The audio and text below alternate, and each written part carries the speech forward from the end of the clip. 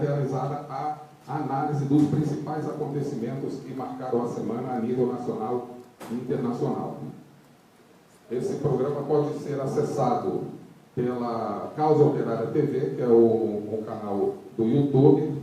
Tem outros canais também, mas essa é a melhor forma de acessar, que é o Causa Operária TV. Este programa estará sendo transmitido ao vivo aqui de Brasília, neste endereço que nós vamos fazer circular daqui a pouco. E a gente gostaria que os presentes aqui se sintam convidados a estarem presencialmente nesta atividade, que é uma oportunidade de estar ao vivo, acompanhando esse programa, que já se tornou um programa tradicional com uma audiência muito grande e que vem tendo uma repercussão nacional muito positiva com relação às posições do Partido da Causa Operária com relação à análise da conjuntura nacional e internacional. Portanto, todos estão convidados para esta atividade. Logo depois da análise política, nós teremos um almoço, tá certo? Com a presença do companheiro, com um almoço de confraternização para os presentes. Nós estamos realizando essa atividade na casa de um companheiro lá no Lago Sul. O endereço vai circular daqui a pouco. Ali na banca nós temos já ali, o endereço já está disponível e estão todos convidados para este momento importante que marca a presença e a passagem do companheiro Rui Costa Pimenta, que é o presidente nacional do Partido da Causa Operária e editor também do jornal Causa Operária. Bom, o tema que será abordado hoje aqui, como não poderia deixar de ser, diz respeito ao momento da conjuntura que nós estamos vivenciando. E a temática a ser abordada aqui, a ser desenvolvida pelo companheiro Rui aqui, é as eleições de 2018 e um golpe de Estado. Uma abordagem que o companheiro vai fazer aqui para que a gente possa ter uma compreensão do que está acontecendo na conjuntura. Também está circulando uma lista de presença, tá certo? A gente pede aí que todos coloquem aí nome, telefone, e-mail, para que a gente possa ter aí registrado os dados de todos.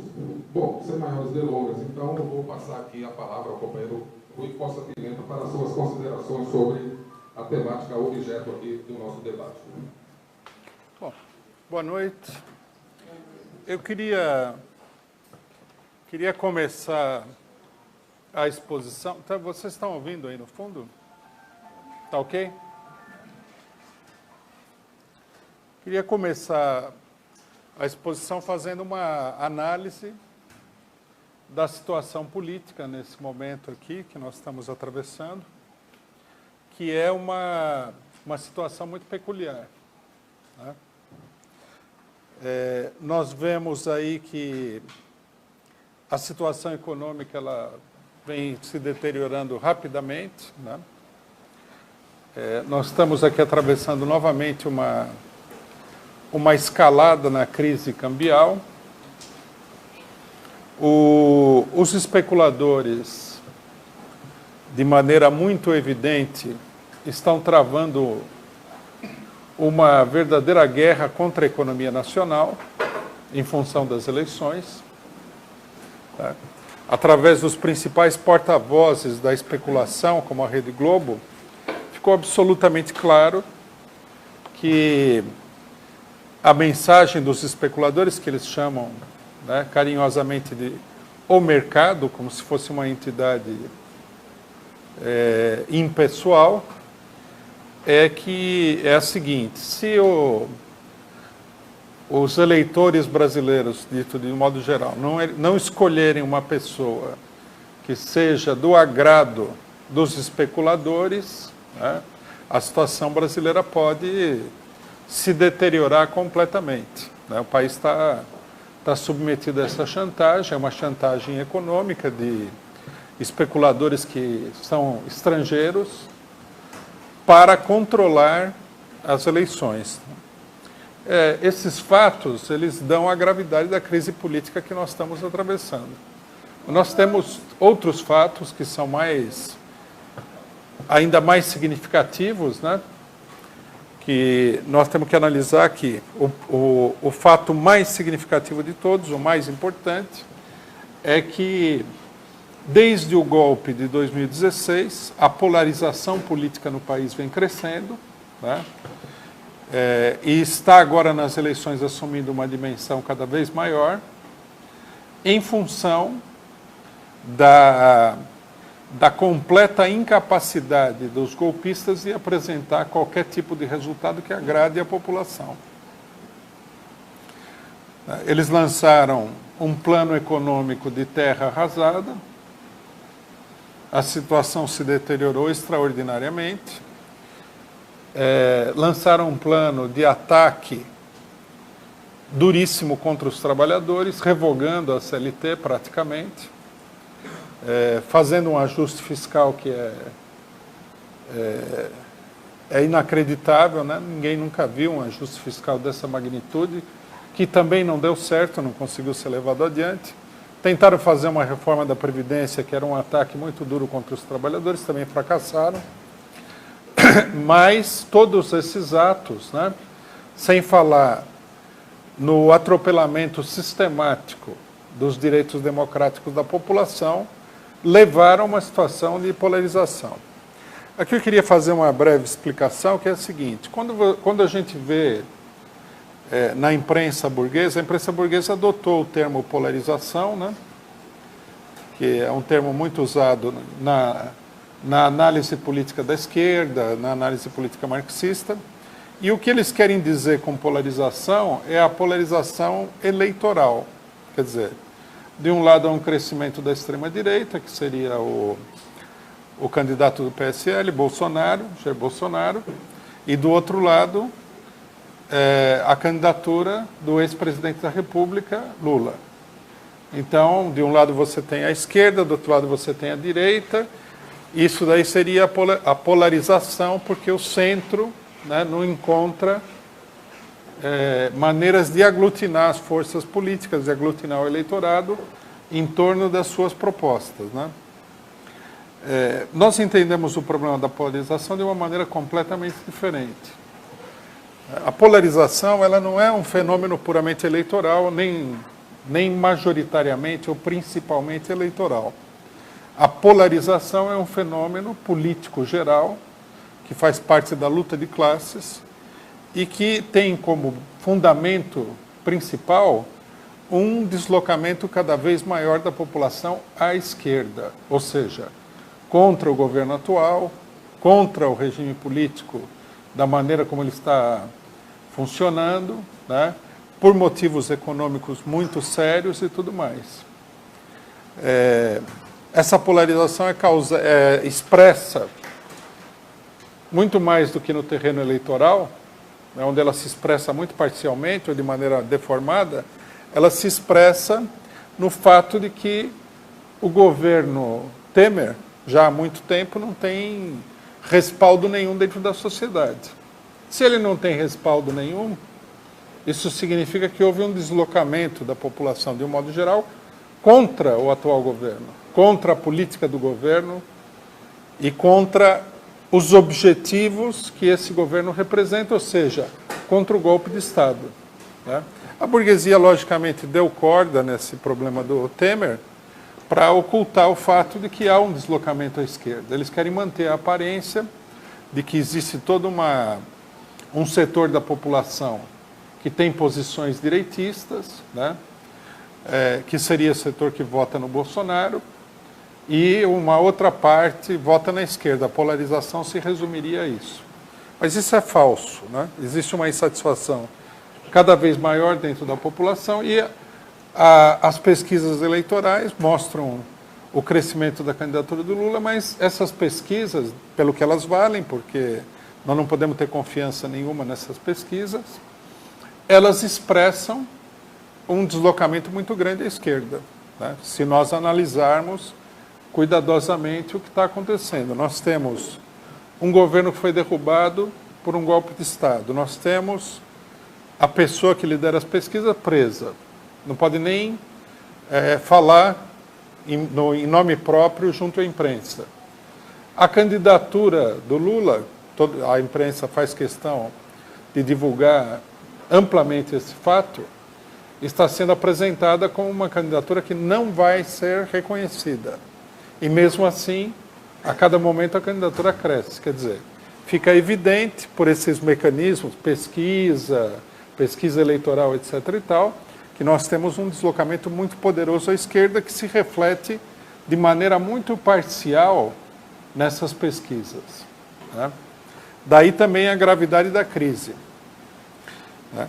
A situação política ela está dominada por essa polarização, que fundamentalmente é um movimento da população à esquerda, né? E não um crescimento da esquerda e da direita simultaneamente, porque a polarização política nunca é dessa natureza, é sempre um crescimento à esquerda.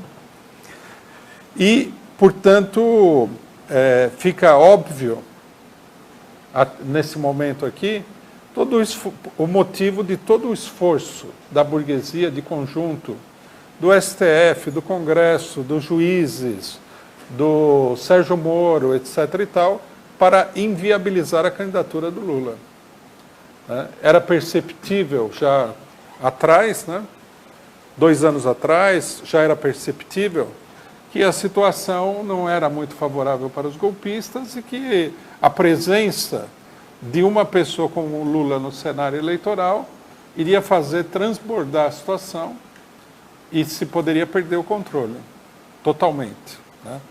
Por isso que nós estamos nessa crise, nessa indefinição total, nesse momento das eleições. Vocês imaginem, que nós estamos aqui hoje, já no final de agosto, as eleições são daqui praticamente um mês, e está tudo indefinido.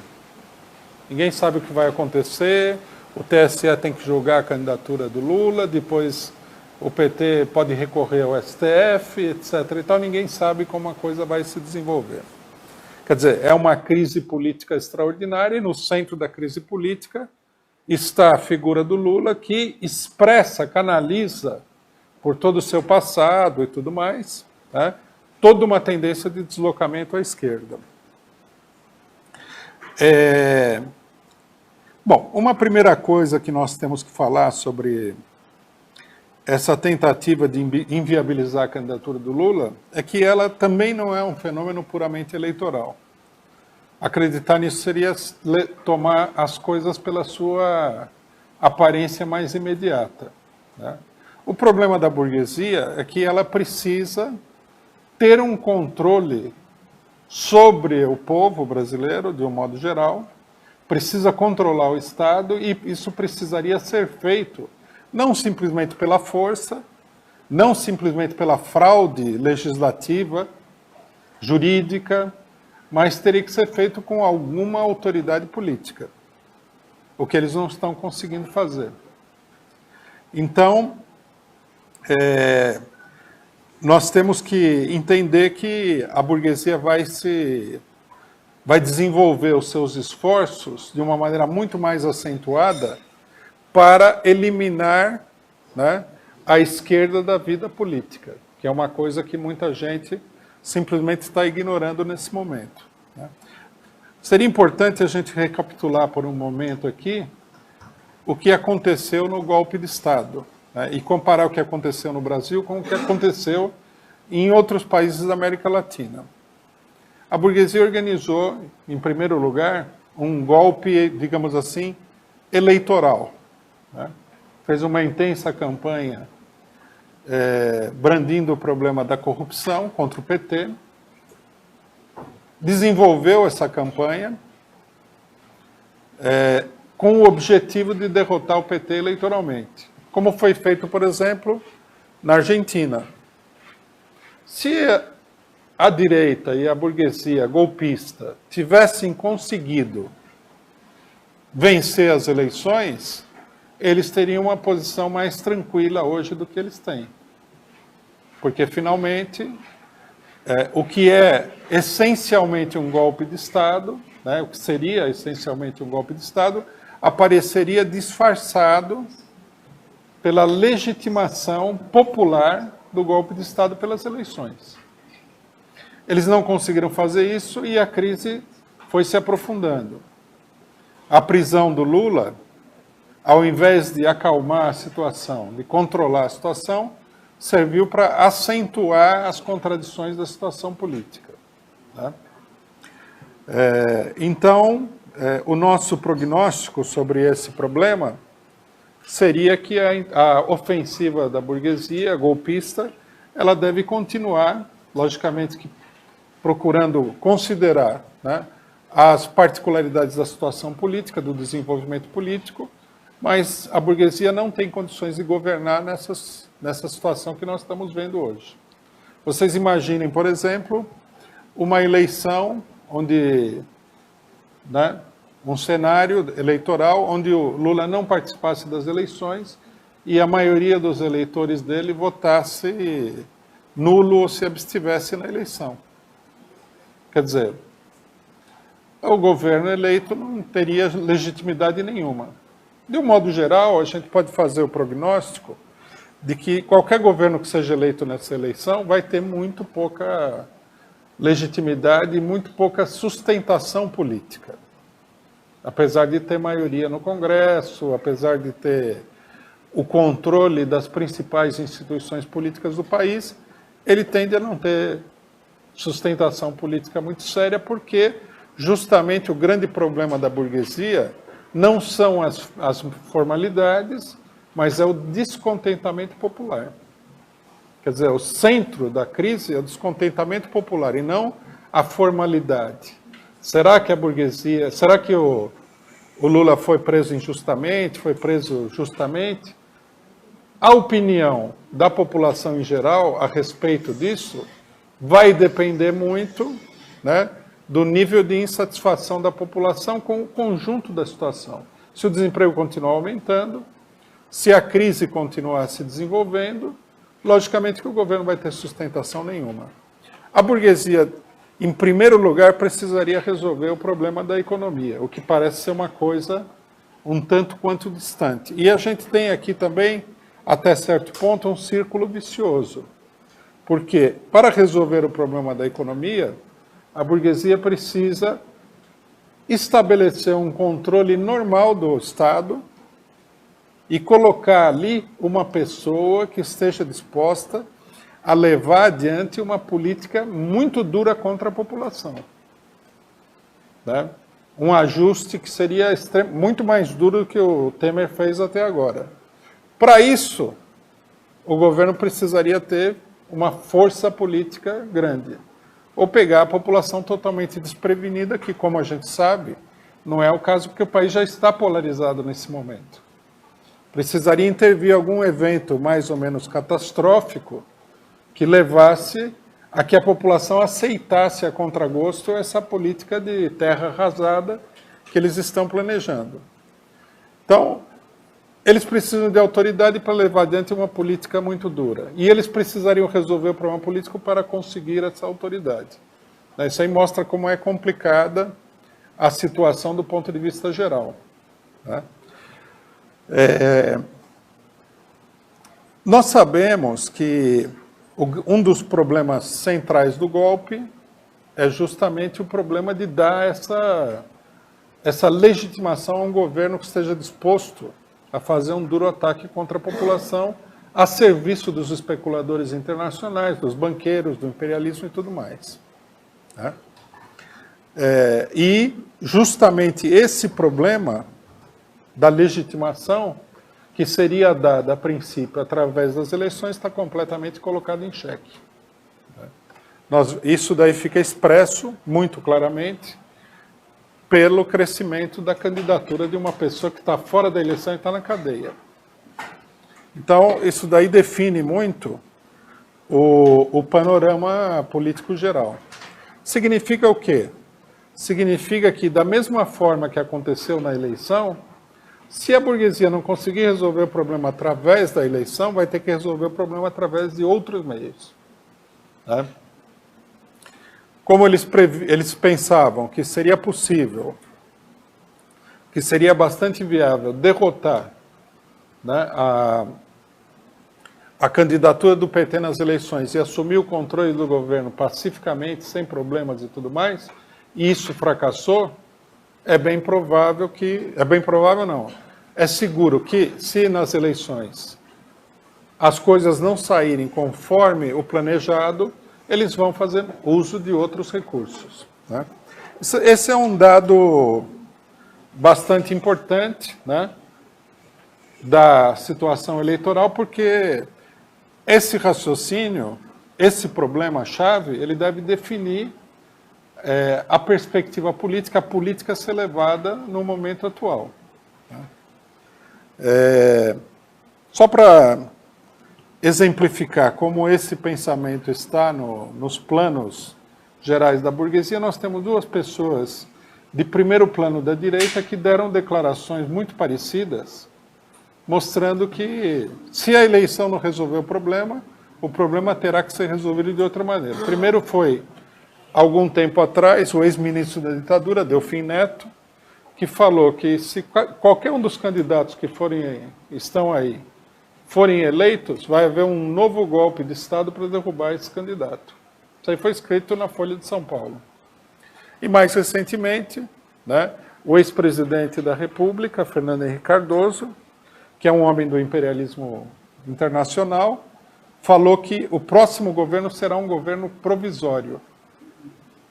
Quer dizer, isso logicamente não é que seja uma coisa definida, mas é um recado político para o conjunto da burguesia, né? O que eles estão dizendo? Veja, em última instância, se nós não conseguimos resolver o problema eleitoral, vamos resolver o problema de outra maneira. Vamos nos preparar, né? Estejamos preparados para resolver o problema de outra forma. Tanto um, né, como o outro estão falando a mesma coisa, mandando o mesmo recado. Logicamente que a burguesia tem muitos recursos para, inclusive, ganhar as eleições, né? Nesse momento a gente vê aí a candidatura que seria preferencial do conjunto da burguesia, do chamado mercado, quer dizer, dos especuladores internacionais, que é a candidatura do ex-governador de São Paulo, Geraldo Alckmin, patinando ali numa situação que parece desesperadora. Mas agora começa a propaganda eleitoral, né? Nós temos que lembrar que o período de propaganda eleitoral é um período extremamente curto, quer dizer, vai ser uma blitzkrieg da imprensa em cima da população, significa que é mais fácil de manipular, né? Se você tiver que manipular um grande contingente de pessoas, é muito mais fácil manipular se o tempo de manipulação for curto. Então você faz a jogada intensamente ali, antes que as pessoas percebam o que está acontecendo, já eles encaminharam a situação num determinado sentido. Daí, é por isso que a eleição brasileira ela já é toda estruturada para a manipulação, né? Vocês imaginem como é ridículo o fato de que você tenha uma campanha eleitoral de 45 dias. Isso é uma peculiaridade do Brasil, é uma campanha eleitoral típica de uma ditadura, é uma não campanha eleitoral. Segundo lugar, é uma campanha eleitoral onde os partidos, não sei se vocês perceberam, praticamente não podem fazer campanha eleitoral. Já faz um tempo que é assim, não é só essa. A burguesia vem preparando essa situação há muito tempo. As pessoas mais velhas que estão aqui devem se lembrar que em tempos, né, passados, a campanha eleitoral, você via um monte de cartazes pela rua, faixas, etc. e tal. Agora, você anda por qualquer cidade do Brasil, aí você nem praticamente vê nenhum indício de que nós estamos numa campanha eleitoral. A campanha de rua foi sendo paulatinamente, gradativamente proibida de fato, com instruções, legislação do TSE, etc. e tal, que é para evitar, né, como disse a procuradora, sábia procuradora norte-americana brasileira, Raquel Dodge, que se politize a campanha eleitoral, né? É uma besteira falar assim, mas ela está falando a realidade. A ideia da burguesia para controlar as eleições é justamente despolitizar ao máximo a campanha eleitoral. Vocês imaginem, por exemplo, se a candidatura do Lula, que está com praticamente 40% nas pesquisas, pudesse ser apresentada na rua, com todo o material de propaganda que você pudesse colocar, cartazes, pichações de muros, etc. e tal, o país estaria, nessa altura do campeonato, numa crise total, numa polarização muito maior do que está hoje. As pessoas pichando palavra de ordem e tal. No entanto, eles inventaram a campanha eleitoral gelada, que é para impedir. Nessas condições, eles pensam em lançar a candidatura do Alckmin, usar o tempo do Alckmin na televisão, que é o maior de todos, né? Roubar uma parte do eleitorado do Bolsonaro. O Bolsonaro, eu estava lendo o jornal Globo agora há pouco, e alguém fala assim, o Alckmin vai ter o maior tempo na televisão e o Bolsonaro vai ficar nas redes sociais. Porque eles também reduziram o tempo de televisão de todos os partidos, né? Por um partido como o nosso aqui vai ter, em média, 8 segundos na televisão. Então vocês imaginem a campanha do PSDB com 5 minutos, a do PT com 1 minuto e pouco, o resto do pessoal com 8 segundos, vocês imaginam como vai ser essa campanha eleitoral. E tudo isso no espaço de praticamente 30 dias. Aí, o horário na televisão é apenas uma parte do problema. Porque você tem aí a Rede Globo, Rede Bandeirantes, etc. e tal, os jornais, num dado momento eles vão começar a apresentar notícias que mostram que, né, se todo mundo não votar no Alckmin, o Brasil vai acabar catastroficamente. E, logicamente, que esse tipo de manipulação pode muito bem surtir o efeito desejado. Pessoal, eu vejo muita gente falando, nossa, a candidatura do Lula, o Alckmin está lá embaixo e tal, mas eles não estão contando com todos os recursos que as pessoas vão colocar em jogo, né, nesse curtíssimo período eleitoral. Eles têm um planejamento para isso daí, né?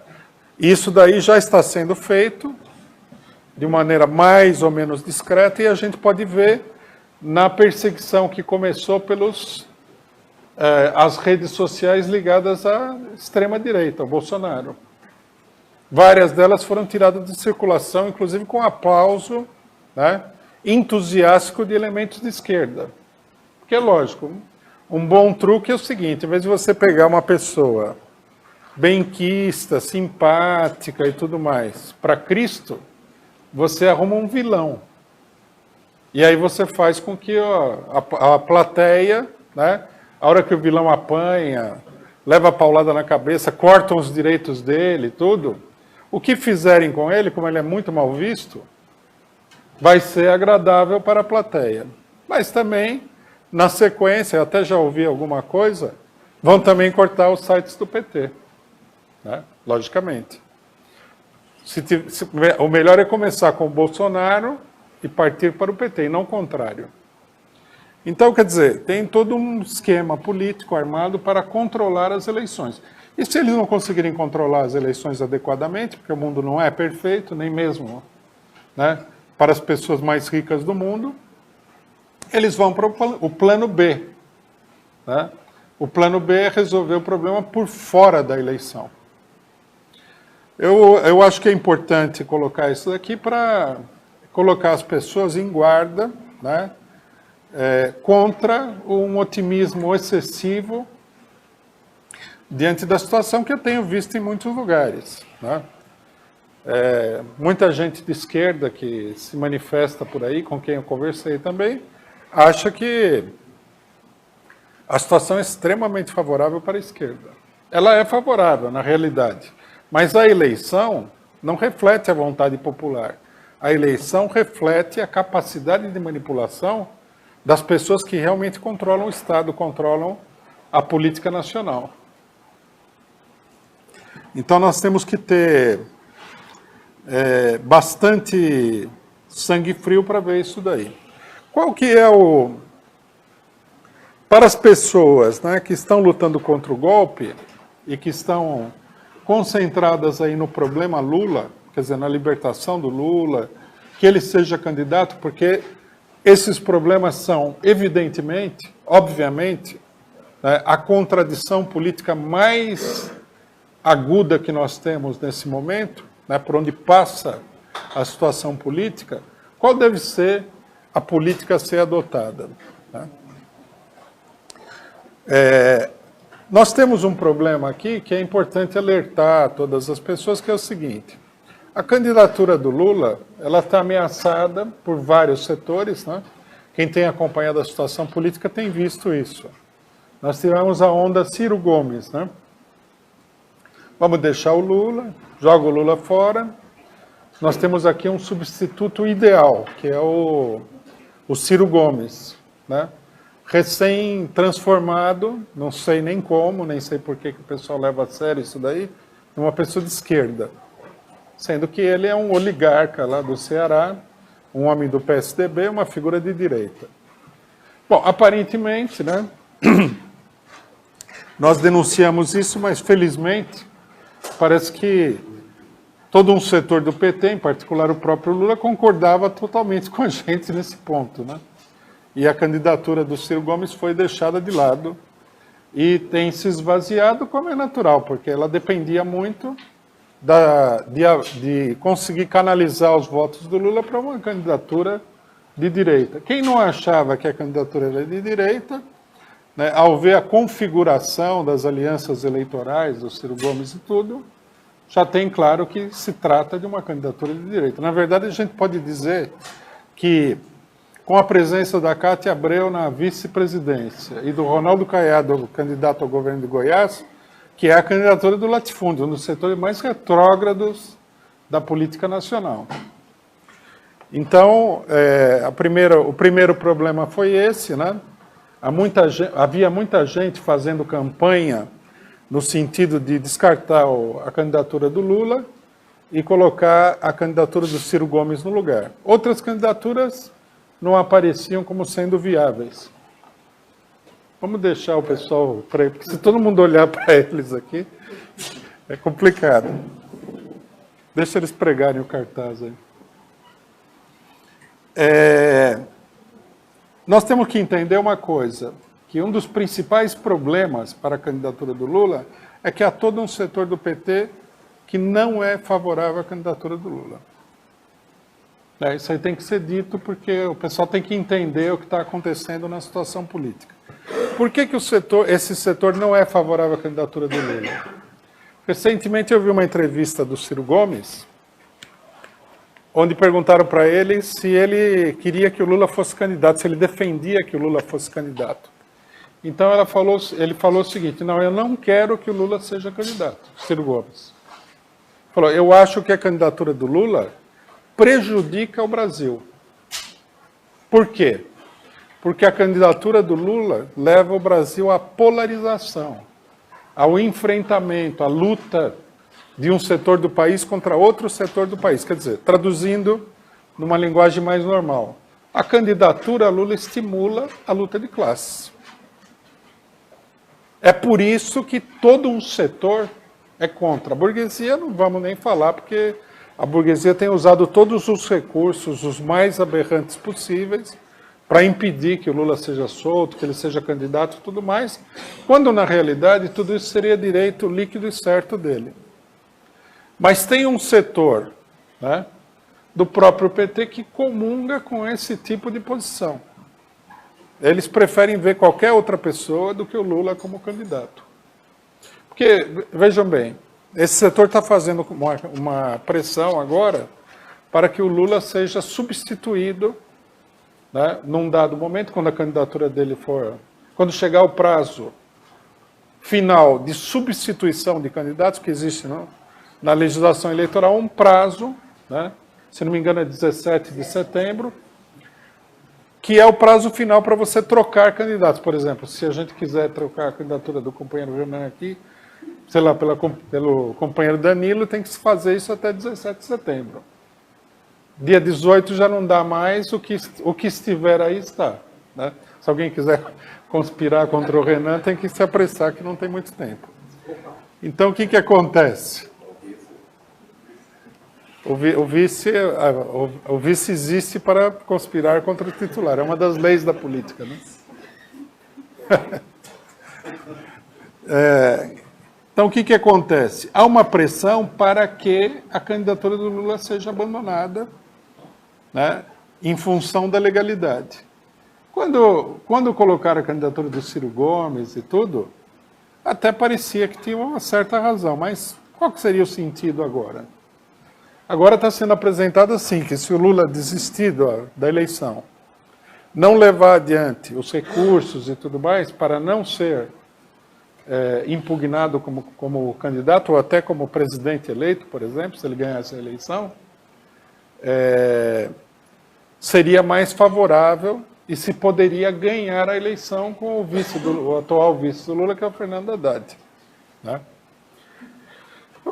Pessoalmente, né, eu e o PCO, nós achamos que isso aí seria um grave erro político, fazer isso. Nós achamos que não adianta você se conformar àquilo que os golpistas estão impondo à população, mas que aquilo que os golpistas querem deve ser desafiado pela população. Senão nós vamos terminar como aconteceu com todo um setor da esquerda e com a população, que é pior ainda, de vários países onde as pessoas ou nem registraram que houve golpe de Estado, né, ou resolveram se adaptar completamente ao golpe de Estado. E a situação continua nesses países se deteriorando. Por exemplo, na Argentina, ninguém fala que houve um golpe de Estado, porque a gente precisa seguir as formalidades.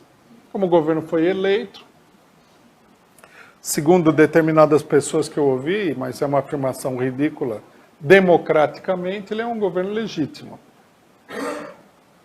Não é assim. Governos eleitos pode ser o princípio de um golpe de Estado também. Depende do que o governo vai fazer. Depende do conjunto das características da situação política. Vamos ver um caso que é bem marcante na América Latina recente. Equador. No Equador, né, para cúmulo da situação, o partido do Rafael Correa escolheu um dos líderes do partido, Lenin Moreno, para ser candidato a presidente. Então, o Rafael Correa fez campanha, saiu à rua. O Lenin Moreno falou que o governo do Rafael Correa era a coisa mais maravilhosa que jamais havia existido no mundo e foi eleito. No dia seguinte que ele foi eleito, ele começou a destruir o próprio partido, o ex-presidente da República, fez um processo judicial fajuto igual a esses do Sérgio Moro, colocou o vice-presidente da República na cadeia e começou a fazer o que está acontecendo hoje no Brasil. O próprio Rafael Correa está aí com um mandado de prisão. Então, quer dizer, ele está acho que na Bélgica, né? Quer dizer, não é porque a pessoa foi eleita que o processo político que nós temos não seja um golpe de Estado. Né? É uma completa ingenuidade, é uma inversão dos acontecimentos. O que nós temos na realidade aqui é toda uma política de golpe de Estado. A eleição em si não resolve nada. Você, por exemplo, tirar o Lula da eleição, nesse caso aqui, vai ser se conformar a essa política de golpe de Estado. Como aconteceu no Equador. Agora, vocês vejam só, no Equador a situação é muito pior do que no Brasil. Eu tive um debate com deputados do Equador e o pessoal não sabe nem por onde continuar o negócio. Eles nem entenderam o que aconteceu. Eles não sabem como é que o candidato presidencial deles passou totalmente para o lado da direita. Eles perderam o controle do partido, foram colocados na ilegalidade, o sistema político foi reformulado, né? Eles ficaram de fora, não conseguiram legalizar um partido até agora, tem esse detalhe também. Quer dizer, eles foram marginalizados do processo político completamente e até agora não entenderam o que aconteceu. Então, é da maior importância que a gente entenda o que está acontecendo para não acabar numa situação como essa, né? Porque isso aí cria muitas dificuldades adicionais para a luta contra a direita, contra o golpe de Estado, contra a política de terra arrasada, contra a entrega do país, contra a destruição de todos os direitos dos trabalhadores, né? A candidatura do Lula expressa, né? Isso aqui já é um fato objetivo, nós já falamos várias vezes, como uma tendência política, como uma possibilidade política, mas nesse momento já é fato. A candidatura do Lula expressa a luta contra o golpe de Estado. Inclusive, independentemente do que o próprio Lula acha da candidatura dele, é um fato objetivo da situação política. Muitas pessoas, né, 40% do eleitorado, está se agrupando em torno dele por quê? Né? Porque eles estão encontrando na candidatura Lula uma maneira de reagir ao golpe de Estado. É uma concentração de forças, é um agrupamento, é uma centralização de um sentimento, né, de revolta, de insatisfação da população que assumiu uma determinada forma política. Então há uma pressão muito grande para que essa forma política seja desarticulada, em nome de que se colocar um outro candidato, esse outro candidato vai ganhar as eleições, então ganhou as eleições, tudo estaria resolvido, o golpe desapareceria, né, o STF ficaria democrático, o Sérgio Moro vai entrar para a Liga dos Direitos Humanos e tudo mais. Não, isso aí simplesmente não vai acontecer. Né? Em primeiro lugar, nós temos que entender que para o próprio Lula ganhar as eleições é difícil. Vamos supor que soltassem ele e tudo, lógico que ele tem voto suficiente para ganhar a eleição, mas uma coisa é ter voto, outra coisa é ganhar a eleição. A eleição é um processo que é controlado por cima, não pelo voto popular. Seria ingenuidade pensar isso daí. Segundo, se ele conseguisse superar todos os obstáculos, né, no momento em que a burguesia já deu o golpe, porque quando a Dilma foi eleita, eles ainda não tinham dado o golpe. Eles estavam procurando resolver o problema deles pela via eleitoral. Mas depois que a Dilma foi eleita, deram o golpe. Assumiram o controle de todas as instituições, botaram a cabeça para fora. O exército já saiu às ruas, ameaçou gente e tal. Então, acreditar que tudo vai se resolver com extrema facilidade nesse marco é de uma ingenuidade extraordinária. Né? Ninguém sabe o que vai acontecer. Eu, por exemplo, não tenho bola de cristal nem nada. Mas nós temos que colocar os fatores objetivos que determinam a situação política para analisar quais são as probabilidades. Qual é a probabilidade de que ou o próprio Lula, ou, vamos supor, o Fernando Haddad ganhe a eleição e governe o país tranquilamente pelos próximos 4 anos? É mínima. Então, se você tem a candidatura do Lula, que é um fator de unificação de toda essa tendência à rebelião popular contra o golpe, isso deve ser mantido. É por isso que nós temos defendido a manutenção. Se o Lula for impugnado depois, isso não vai enfraquecer a luta popular. Pelo contrário. Né? Vamos imaginar que o Lula... Vamos imaginar 2 cenários possíveis em que o Lula continue com a candidatura dele. Cenário número 1. Ele continua e o pessoal dá um jeito de que ele não apareça na urna. Basta pensar na situação para a gente ver. É um desastre político total, que a burguesia quer evitar. Porque o governo que saísse dessa eleição ia ser o governo daqueles que perderam a eleição. Um governo totalmente desacreditado. Isso numa situação de crise econômica total, numa situação em que a revolta da população cresce sistematicamente. Bom, vamos pensar num outro cenário que é ainda pior ainda, que é o seguinte. Lula vai para a eleição é votado e depois o STF se reúne lá e fala que ele não pode ser presidente da República. A burguesia sabe que essas duas possibilidades são extremamente críticas. Elas podem, inclusive, levar, né, não a uma tendência, a um sentimento de revolta, mas a uma revolta concreta da população. Eles sabem disso. Por isso eles estão querendo resolver o problema antes da eleição, o que também não vai ser muito bom.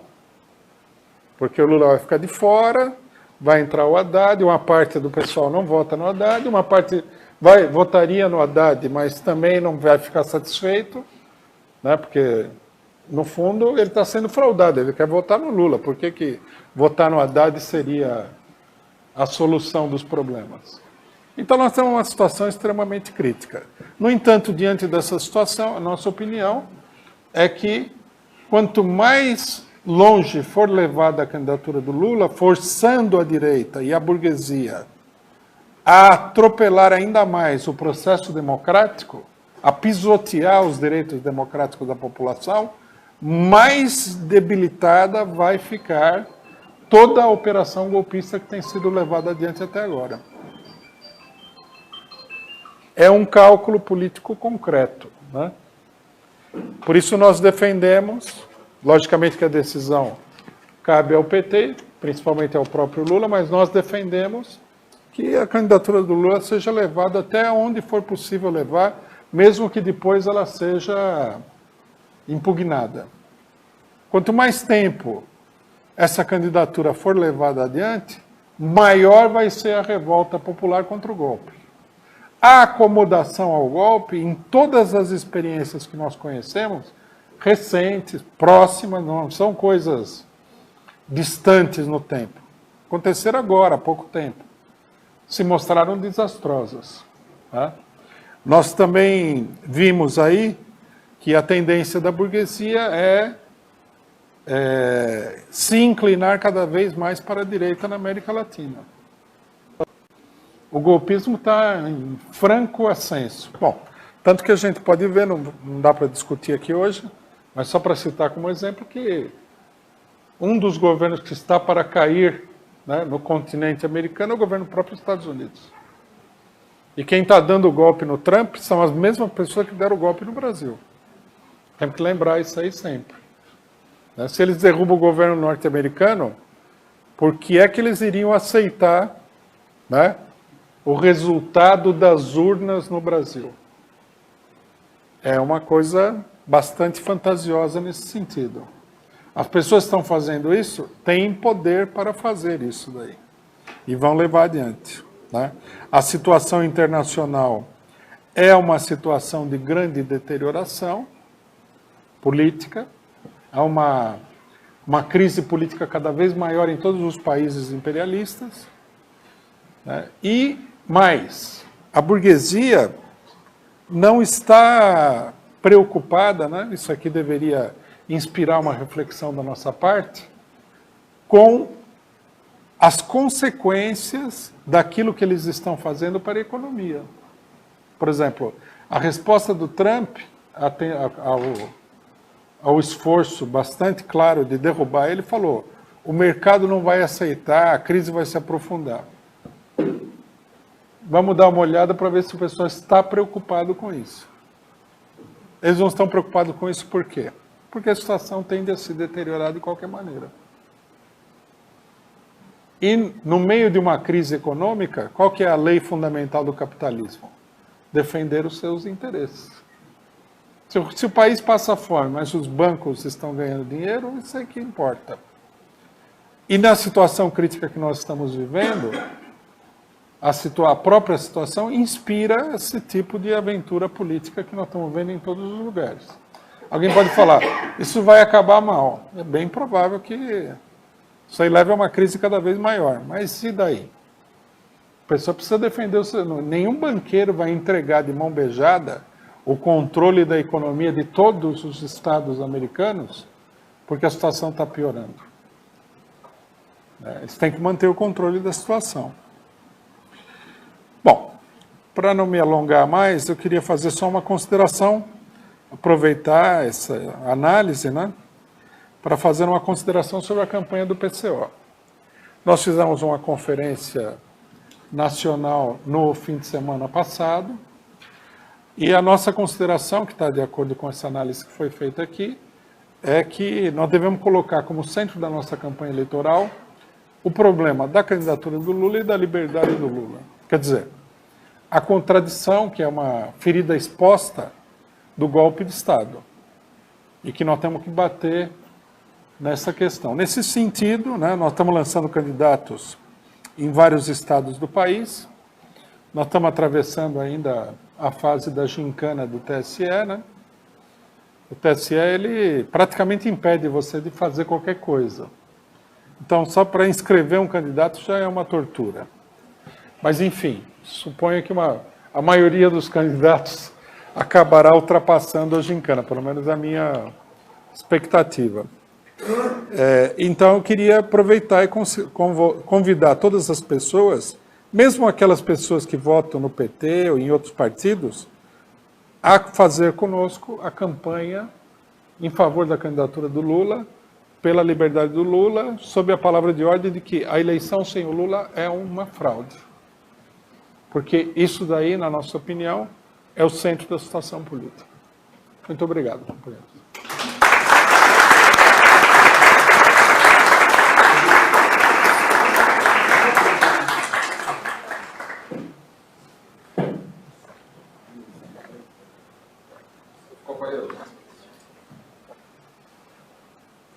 A hora está meio adiantada, mas nós vamos aqui cumprir aqui o rito normal. Abrir aqui inscrições para perguntas e considerações, tá certo? A gente solicita que as pessoas que quiserem fazer uso da palavra venham aqui para manifestar a sua consideração aqui no microfone, porque é um evento que está sendo gravado, portanto precisa ser aqui transmitido ao vivo. Já é o avançado da hora, já está na gravação, desculpa. Então eu queria ver aqui com o companheiro Renan, que vai colher aqui as inscrições. O companheiro Renan aqui vai colher as inscrições e a gente dá início aqui. O microfone está aberto para o primeiro. João Batista. Companheiro João Batista, dirigente do Sindicato dos Servidores Públicos Federais aqui no Distrito Federal.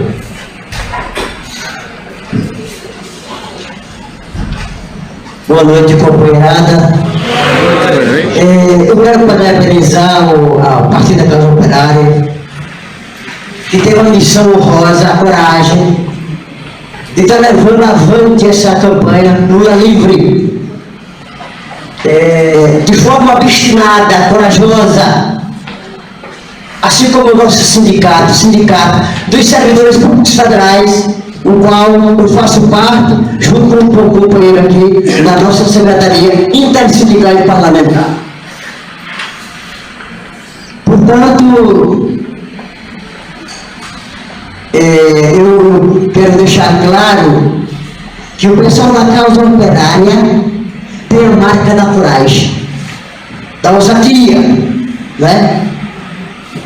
Assim como o nosso sindicato foi determinado nessa mesma missão. Eu quero dizer, companheirada, que eu não vejo com tanto pessimismo a questão realmente política, que nós estamos na iminência de chegar ao final. Vamos colocar o pé no chão, companheirada. Nós estamos enfrentando o monstro Leviatã, que é o sistema, que é o Estado, no linguajar político. Portanto, lamentavelmente, eu quero dizer que o companheiro Lula, eles não vão deixar que ele leve avante a sua candidatura, porque Lula é uma ameaça para a elite e para o capital também internacional, certo? Portanto, não vão deixar. E dia 15 e 17 de setembro será lançado o candidato Haddad. Por enquanto, enquanto a situação dele está um pouco capenga, mas quando iniciar o horário eleitoral, dia 31 de agosto, três coisas ocorrerão na minha concepção, que eu acompanho muito, eu leio bastante, né, essa situação política, todos os dias. Começou o horário eleitoral, com menos de uma semana, já começamos a ver a derrocada de Bolsonaro, porque ele tem 8 segundos de televisão. Apesar das redes sociais, por mais devastadoras que seja, não chega a competir com a grande mídia. Ele vai despencar, começa a desaparecer, não vai ter condição de ir para o segundo turno. Marília está numa situação realmente também muito segura, mas infelizmente também tem 8 segundos de televisão. O segundo tem 38 segundos. Portanto, corre o risco do grande embate. O candidato do Partido dos Trabalhadores, eu acredito que vai para o segundo turno e deve enfrentar o Alckmin. O Alckmin será alavancado, porque tem um maior número de tempo de televisão, recursos, estrutura. Então, pode ocorrer os dois embates, né? Então, isso ocorrendo, certamente a gente ganha as eleições. Eu não tenho a menor dúvida. E nós, servidores federais, temos um motivo para torcer para que o candidato do Partido dos Trabalhadores venha comandar uma consideração, porque é o único capaz de revogar a famigerada Emenda Constitucional 95. Que por ela realmente a situação é traumática no servidor público federal. Portanto, a gente tem que ser prático, tem que ter claro, né, que é o único capaz de fazer isso. Os demais nós não temos garantia absolutamente nenhuma. Portanto, eu creio que nós estamos caminhando nessa situação, a gente está com toda a possibilidade de levar a vitória, mas é evidente que pode surgir uma surpresa.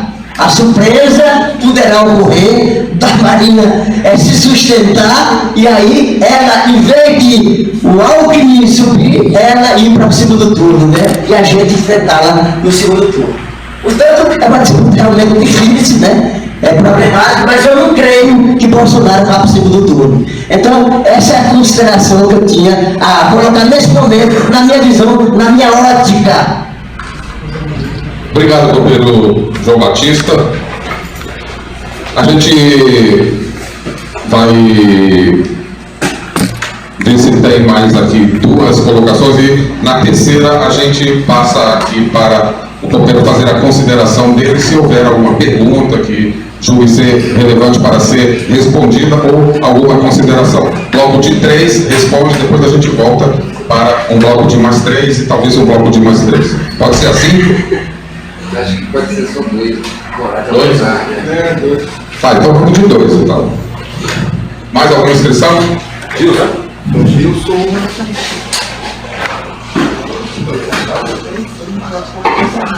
Boa noite, pessoal. Uma curiosidade, eu vi estava transmitindo, né? Aí o rapaz falou o seguinte, que se o Rui fosse o vice do Lula, eles já tinham tirado o Lula rapidinho da cadeia. Esse negócio vai ser complicado, né? Realmente pode ser. A minha pergunta diz respeito às eleições proporcionais. Assim, em geral, a eleição, as majoritárias são mais politizadas, mais nacionais, os temas são maiores, assim, mais gerais. Só que a gente viu o papel do parlamento nesse último período, no anterior não foi muito diferente. Então eu queria saber a sua opinião, qual é o papel agora que essas eleições proporcionais desempenham nesse momento? Porque tem um segmento dizendo que a gente deveria centrar fogo e energia nas eleições proporcionais, porque mesmo que o Lula seja eleito, ele teria que ter gente para governar no parlamento. Acho que eu podia fazer da fila aqui, né? Que eu for falar e... Mais um? Essa aí, ele aqui, depois você responde. 3. Isso. 3. Vai falar? Vai emendar então? Não, são 3, você pode ser. uma coisa. Aí depois faz a É só pedir uma reflexão do presidente sobre como enfrentar, ter uma resistência melhor popular. Como o senhor, acho que a parte mais importante do seu discurso foi a questão do suporte da população, dos eleitores ao eventual governo de esquerda que volte ao poder. Eu me recordo que há 16 anos atrás eu estive num encontro com o presidente Lula em Itaguatinga, e ele tinha poucos meses que acontecera o golpe na Venezuela, e o Chávez conseguiu voltar ao poder porque tinha o respaldo da população. Por mais que tenham mudado o modus operandi da CIA, eu acho que a gente precisa de mais conscientização da população e de um respaldo popular. A gente pode recordar mais recente aí a Turquia também. E eu queria ver uma reflexão do senhor, como conseguir essa conscientização para que a gente não fique tão à mercê dos interesses internacionais. Com relação à colocação do companheiro, a primeira colocação, eu gostaria de ter tanto otimismo assim sobre a situação, mas eu acho que nós temos que ter uma reflexão um pouco mais ponderada sobre isso, né? Queria acrescentar alguns dados aqui para uma reflexão mais aprofundada, né? Primeiramente, o seguinte, a eleição do PT, na primeira vez, em 2002, que abriu caminho para as eleições posteriores, ela se deu num quadro político internacional e nacional muito peculiar, né? Que é comum a todos os governos nacionalistas que existiram na América Latina e agora quase não existe mais nenhum deles. Que é o fato de que a população se revoltou concretamente contra a política neoliberal que foi levada por vários governos parecidos com o governo FHC no Brasil. E que, mais ainda, essa política neoliberal, ela fracassou. Porque no Brasil, o segundo mandato do FHC foi um fracasso total. No primeiro ele tinha bastante apoio da burguesia, tudo, mas o segundo, ele terminou o mandato capengando, tá? Quer dizer, se nós tivermos kirchnerismo na Argentina, Evo Morales na Bolívia, Chávez na Venezuela, Lula no Brasil, Rafael Correa no Equador e etc., é porque o terreno foi aberto, né, o caminho foi aberto, melhor dizendo, por uma revolta popular muito grande em escala continental. Não é nenhum tipo de milagre eleitoral, nem de preferência popular. O Lula tinha maior preferência popular em 89. A burguesia manipulou as eleições, provavelmente deve ter havido fraude. Muita gente no Brasil nem considera isso, que as eleições elas tenham sido sistematicamente fraudadas, né? O pessoal não considera isso daí. E aí esses governos chegaram ao poder. Teve o Argentinaço, na Argentina, que levou os Kirchner ao poder. O grupo Kirchner era um grupo minoritário na política argentina. Eles receberam o poder porque a situação do país ficou insustentável. O governo neoliberal de la Rúa foi derrubado nas ruas. Na Bolívia, houve uma insurreição popular no sentido literal da palavra, no altiplano boliviano, que se enfrentou com o exército. O então presidente da Bolívia ligou para os departamentos de Estado norte-americano e pediu ajuda das Forças Armadas norte-americanas para conter o povo. E os norte-americanos falaram, te vira aí porque não dá para intervir nessa situação. O Evo Morales está aí até agora. Não é nenhum carisma eleitoral que levou esses governos ao poder. Foi o povo, foi a rebelião do povo que levou à crise desses regimes neoliberais, né? Bom, nesse momento, isso é o primeiro dado para a reflexão, nós estamos vivendo um momento inverso. Os governos nacionalistas estão sendo todos derrubados. E não só derrubados, depois de derrubados, eles são massacrados pelo governo que entra. Cristina Kirchner e vários dirigentes da esquerda peronista estão sendo processados. A Cristina Kirchner só não está na cadeia como Lula, porque na Argentina os juízes, por um motivo que a gente precisaria analisar lá, né, não decidiram suspender as prerrogativas dos parlamentares. Né? Aqui no Brasil, o PSOL, uma parte da esquerda pequeno-burguesa, quer acabar com as prerrogativas dos parlamentares, a imunidade parlamentar. No Brasil já praticamente acabou, o que mostra que o país é quase uma ditadura já. Mas lá não acabou. Então, tentaram prender a mulher, num ato claro de perseguição política, ela só não foi presa porque ela tem imunidade parlamentar. Ela é senadora da Argentina. Quer dizer, a situação está cada vez pior em todos os países onde a esquerda foi derrubada. Então, temos que levar em consideração isso daí para esse otimismo todo. Eu sei que na época da eleição é melhor ter otimismo e tudo mais, falar que vai ganhar, porque o pessoal, né, fica mais animado. Mas aqui, entre nós e o público que nos assiste, é bem mais crítico do que isso. Não vai ficar num otimismo qualquer de tipo eleitoral. Esse é um primeiro dado. Segundo dado, quem está derrubando o Bolsonaro não é o PT. É a direita.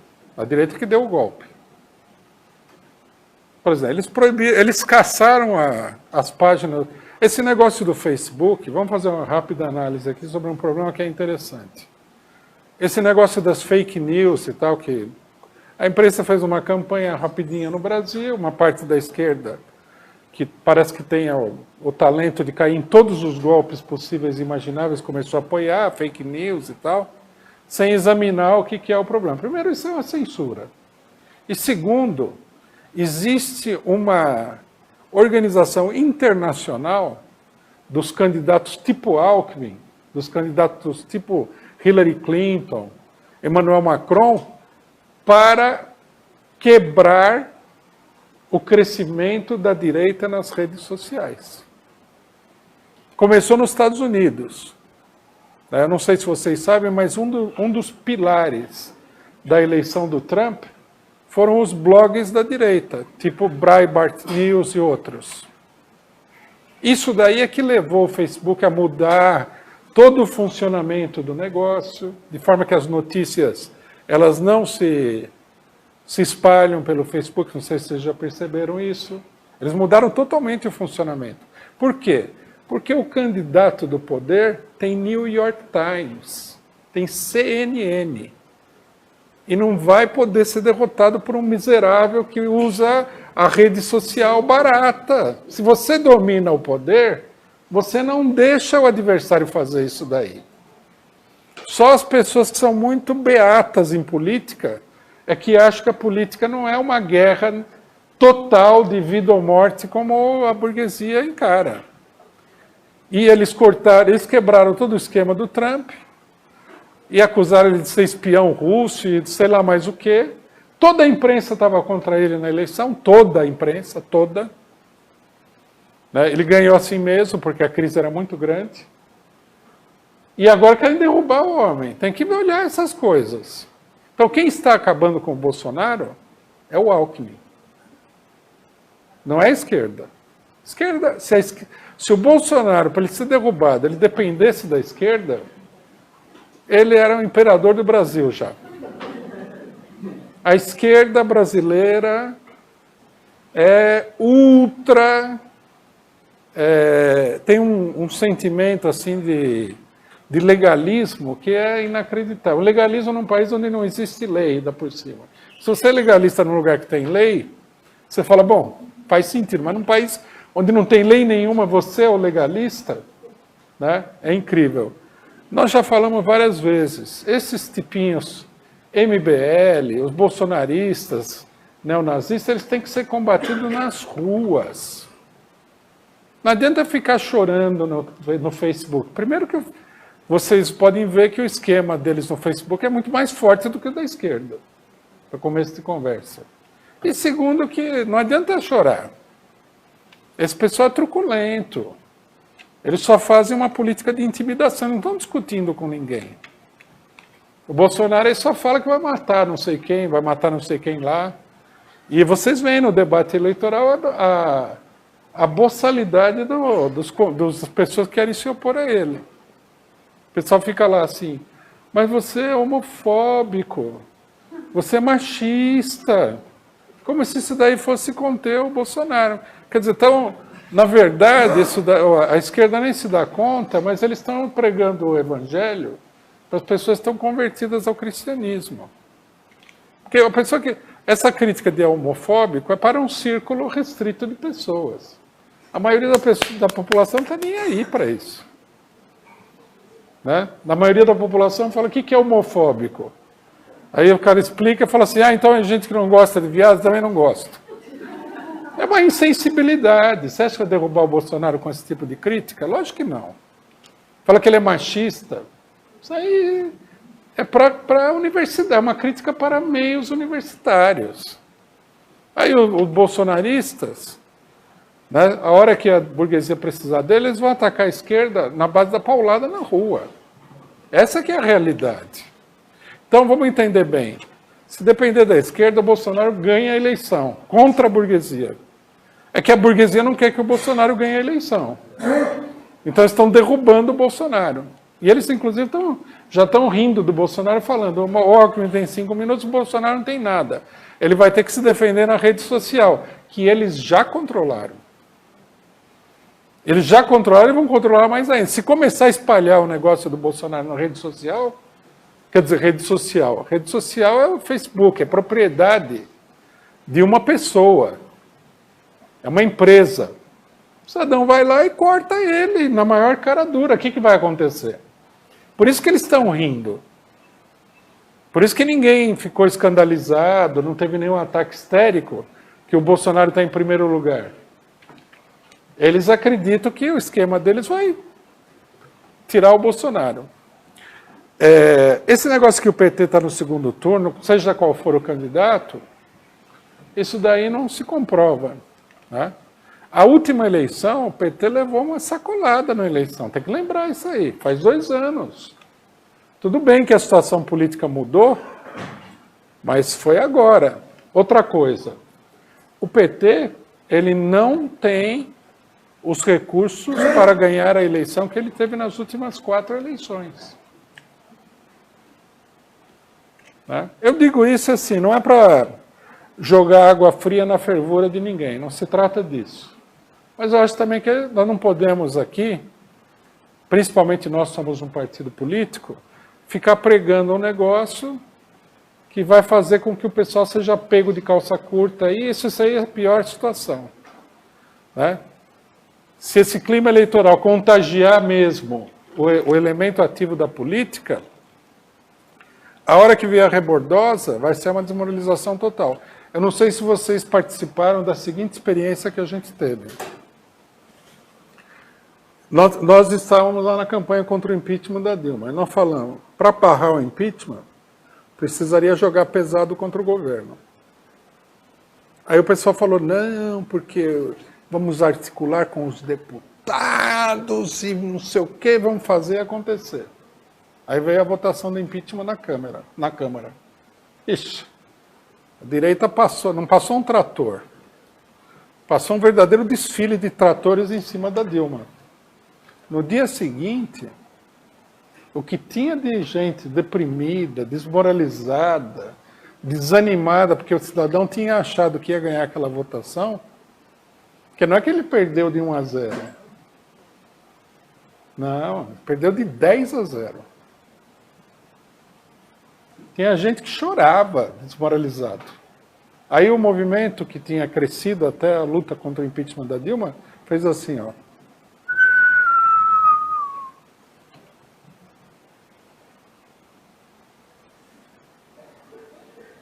Bom, isso eu acho que é uma coisa importante. Outra coisa também é o seguinte, tudo bem, eu acho que o pessoal do PT tem a obrigação de defender as decisões do partido, deve defender, perfeito. Não vou criticar ninguém por isso, mas fica aqui uma recomendação. Luiz Inácio da Silva é o Lula. Fernando Haddad é Fernando Haddad. Não são a mesma pessoa. né? Tem que tomar muito cuidado com isso daí. Eu, por exemplo,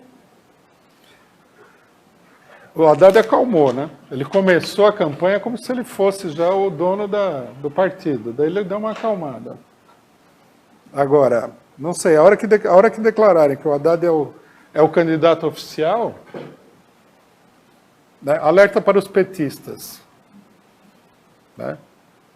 Melhor andar pela sombra porque o sol está quente demais. Né? Então vamos ficar espertos, vamos... O Haddad não é o Lula. Ele é uma pessoa que é um verdadeiro ponto de interrogação. Tem esse pequeno detalhe também.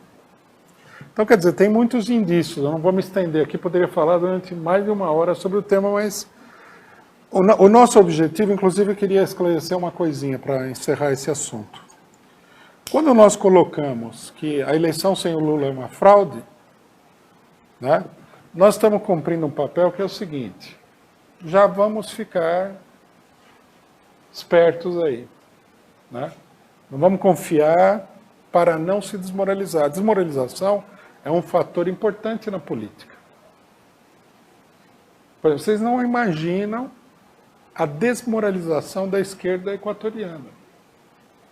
Eles elegeram um presidente, fizeram campanha, saíram na rua, colaram adesivo, abanaram bandeira.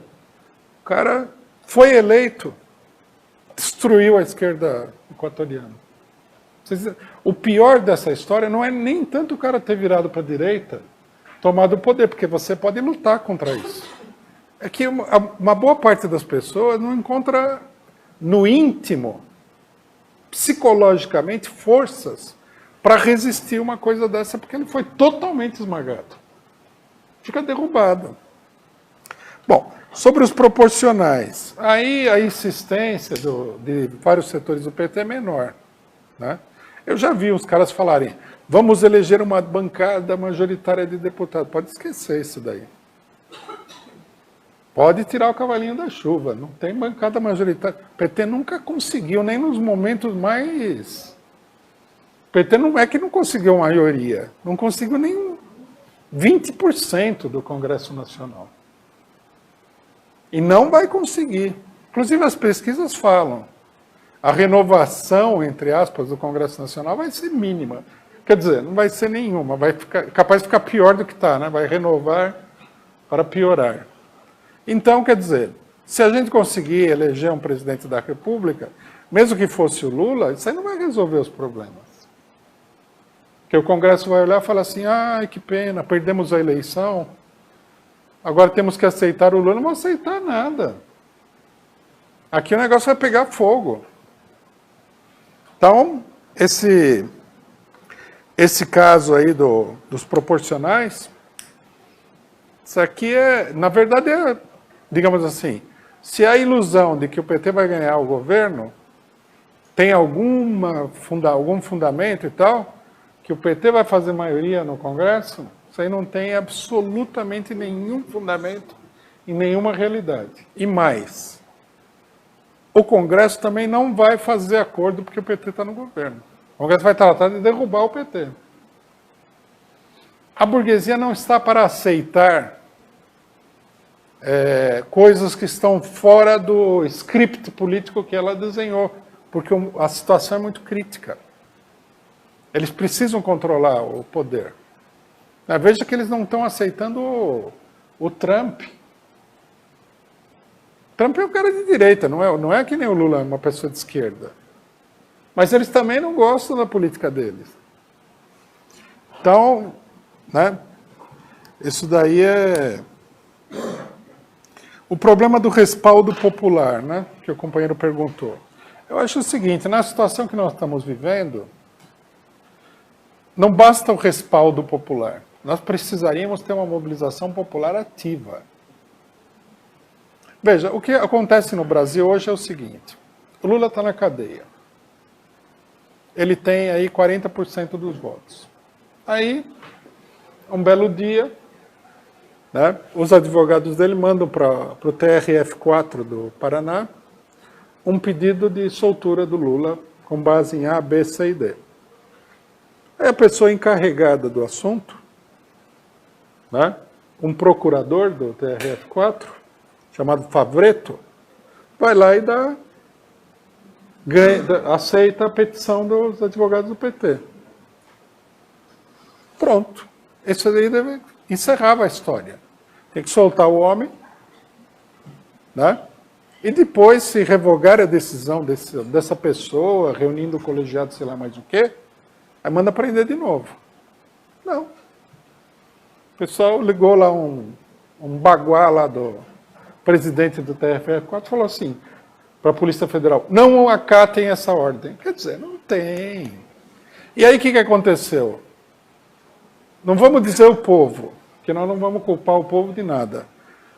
A militância saiu na rua demolindo o TRF4 por essa absurda arbitrariedade? Não, ficou todo mundo com o rabo debaixo, no meio das pernas. O pessoal se encolheu. Então amanhã, mesmo que o Lula ganhasse a eleição, o negócio só conseguiria andar para frente se a hora que chegasse lá a Carmen Lúcia ou qualquer um desses monstros que tem no país aí, e dar uma penada lá para derrubar o governo, impedir a pessoa de governar, o povo fosse lá e invadisse o STF, senão não vai ter jeito, gente. Vamos ficar aqui vivendo de fantasia. Ou a gente acha que a eleição tem alguma mágica. A hora que sair a contagem das urnas, sei lá, Lula ganhou a eleição, aí vem uma onda assim, a Carmen Lúcia fala, nossa, estou me sentindo tão democrática, tão respeitadora da legalidade. Claro que não vai acontecer isso aí. Nós não podemos discutir nesse sistema. Podemos discutir, vamos supor.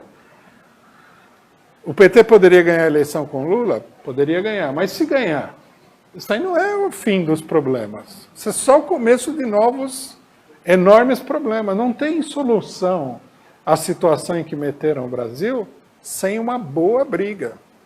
Não tem. Não adianta a gente ficar no mundo da fantasia. Então, quer dizer, respaldo popular não é suficiente. O que vai ser necessário é uma ação de verdade. A hora que as arbitrariedades forem sendo cometidas, o povo se revoltar de fato contra isso. Porque senão, quem vai impedir qualquer um desses juízes aí, que ninguém controla, a não ser os banqueiros e outros, o FBI, sei lá, o judiciário norte-americano, de com uma penada anular todos os direitos. Vamos pensar bem. O Lula está na cadeia. Ele é a pessoa mais popular do Brasil. Ele está lá na cadeia em Curitiba.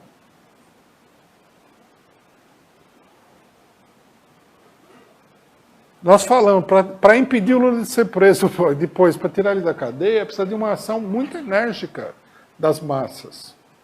Uma boa parte do PT não acredita nisso, eles ficam falando que não, vamos entrar com um processo. Daí ele entra com um processo, vocês me perdoem a linguagem, mas isso aqui é necessário.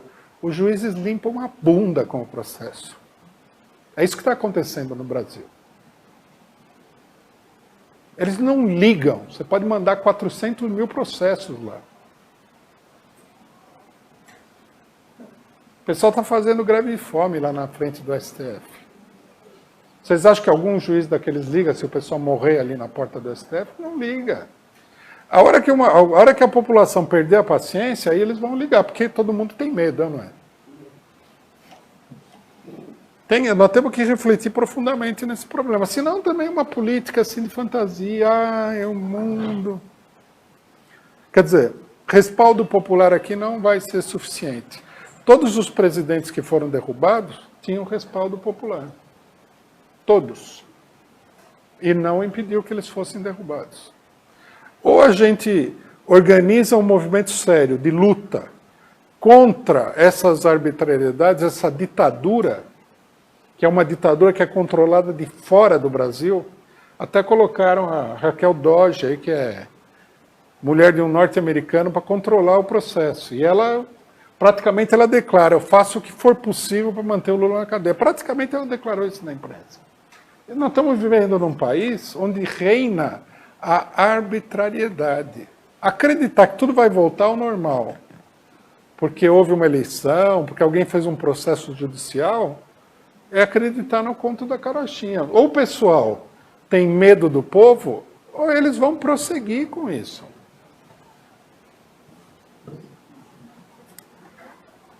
Ok, companheiros. Mais alguém? Mais alguma consideração? Companheiro Danilo Marco.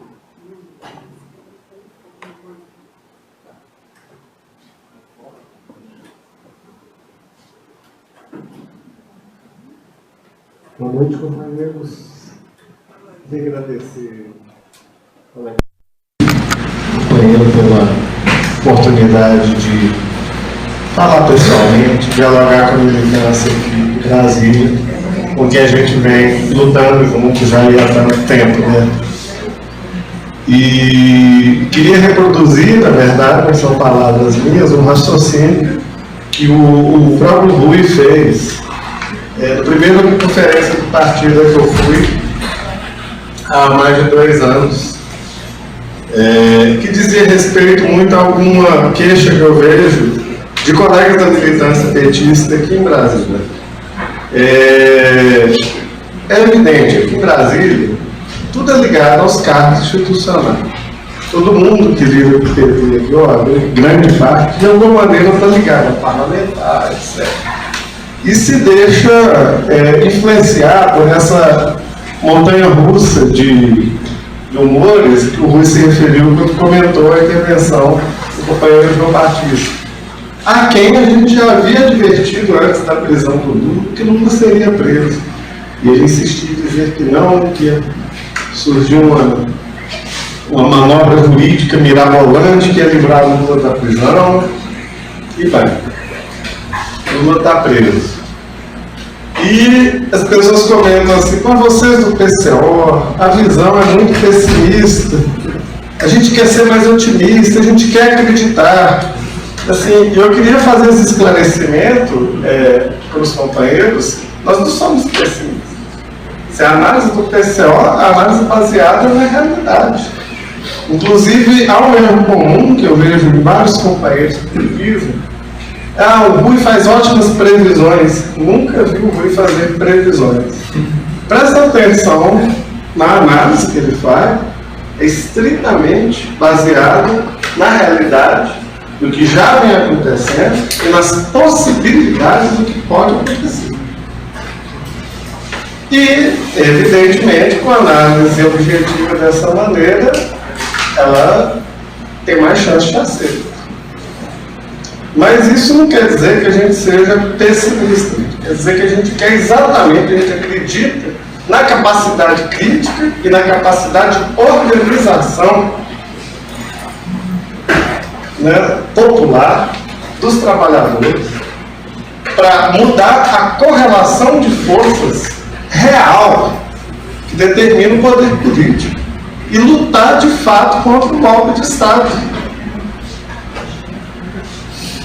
É o povo na rua, é a capacidade de organização do povo, companheiros, que muda essa correlação de forças para além da questão eleitoral e que é capaz de derrotar a investida do imperialismo, como já foi colocado aqui hoje várias vezes de diversas maneiras.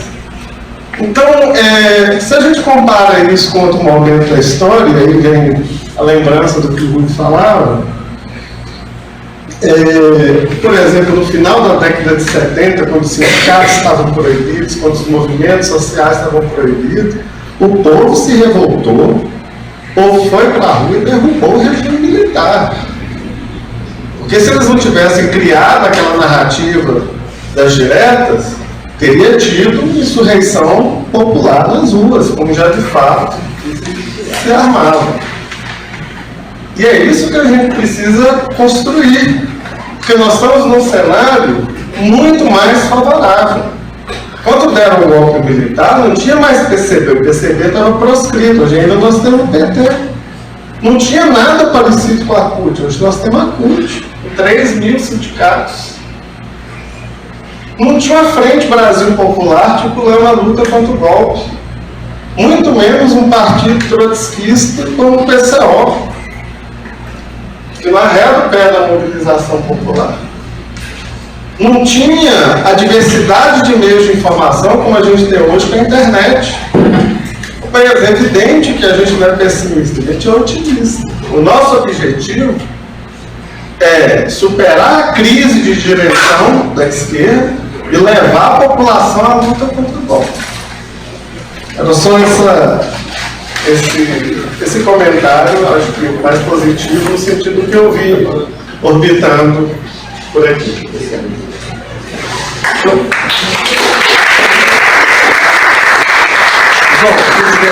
Escrito, até vou pedir só para dar um breve informe, e a gente, de antemão, convidamos todo mundo para estar participando com a gente amanhã da análise da semana, né? Também com o companheiro Rui, quem puder estar com a gente aí vai ser muito bem-vindo, como o Espírito colocou aqui o convite no início. Uma parte é isso, a análise vai ser transmitida amanhã aqui em Brasília, a oportunidade dos companheiros participarem presencialmente, estarem fazendo suas perguntas. Atividade, eu peço aos companheiros ali da banca que deem informação de como participar. Logo depois da análise política a gente vai ter um almoço de confraternização, todos estão convidados. A gente passou uma lista de presença e seria importante que todos vocês assinassem e colocassem um número de telefone para a gente entrar em contato para as próximas atividades, que serão muitas, né? E a gente conta com a participação de todos vocês em todas elas. E visitar a nossa banca. Tem caneca contra a prisão do Lula, tem o jornal do Partido da Causa Operária, há mais de 35 anos, o jornal socialista, revolucionário, o companheiro Joaquim levanta o jornal para fazer propaganda. Adquiram R$2 na banca e contribuam para a imprensa revolucionária.